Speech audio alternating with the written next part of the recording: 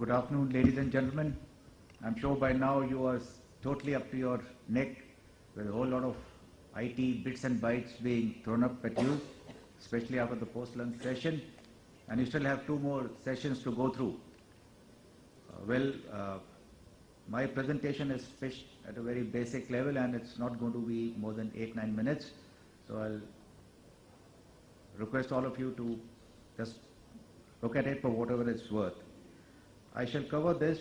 Unfortunately, what has happened is that in a forum like this, you have 5 to 6 speakers, all are given the same topic, and everybody comes and prepares the same presentation. The management needs to note that each one with this capability should be given a certain subsect of that presentation.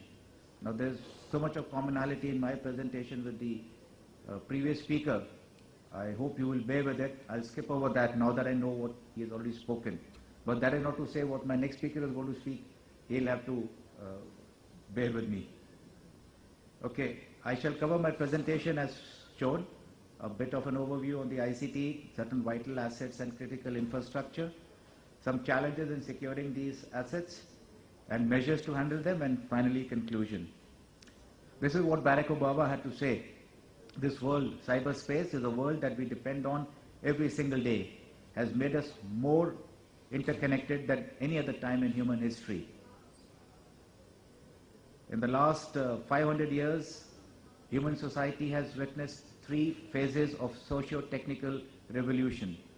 The first and the second, very well known to all of us, and of course the ICT revolution.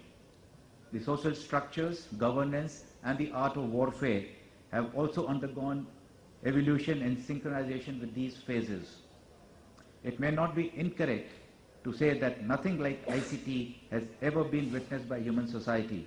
In terms of technology itself, its impact on all aspects of our lives, and the pace of change that it has precipitated.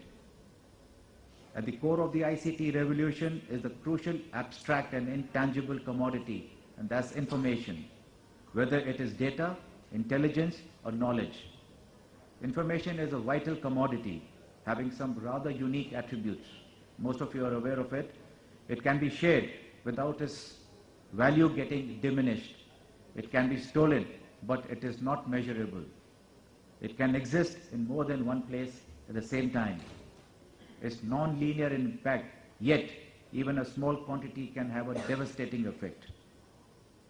State-of-the-art technology and tumbling costs have resulted in widespread proliferation of ICT. The Internet as a network of networks has reshaped the world into a borderless world of convergence between communication and computers, resulting in an unprecedented integration of peoples, structures, and processes. ICT and its related infrastructure has now become a vital asset. Like any other national asset, ICT has become an important target for adversaries as well. As warfare experts would like to say, ICT now forms the 5th most critical dimension of modern warfare. Let us have a look which is of critical infrastructure and what critical information infrastructure. My colleague has already dwelt on the definition, so I shall skip this. Have a look at how the interdependencies between the assets and the infrastructures work. All 3 are totally interdependent on each other and bank upon a certain information transaction amongst the 3. More on this. Have a look at what the vital resources are. They would be termed in 2 groups, natural and environmental resources, that is water, energy, forests, and then you have the monuments and the icons, recognized both nationally and internationally. A look at the critical infrastructure. Public works, these are vital for the country's sustenance and growth. Those are the bridges, roads, airports, dams, power networks. They also include telecommunications, in particular major national and international switches and connections. So how does the critical information infrastructure place itself? On the left are the critical infrastructure, just to name 5 or 6 of them. They are in the domain of the cyberspace, all interacting within themselves. And then you have the critical information infrastructure, which is common to all. Within that, you have certain essential and non-essential IT systems. What is the impact of certain attacks on our vital assets and infrastructure? If you were to again take on the left-hand side the 5 or 6 critical infrastructures, you would have, for example, the first arrow displaying the disasters, power outage or hardware failure, how they would impact them, how the resource exhaustion due to your DDoS attacks and cyber attacks in case of a flaw. This has already been covered by my colleague.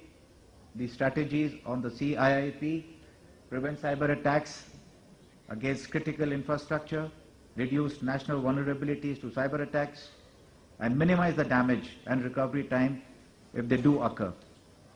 You have down below certain critical infrastructure networks, all interconnected. Even if one fails, there are certain backups and connections can be restored.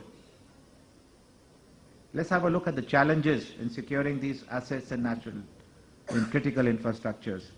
The high cost and the lack of adequate financial investment is a deterrent. Technical complexity in deployment of these resources is again a major factor.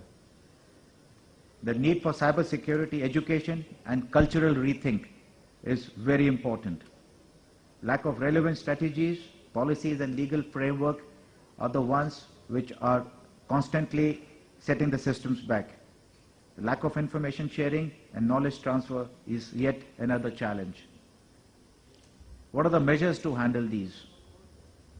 You've seen the creation of the National Critical Information Infrastructure Protection Center, NCIIPC, under the NTRO.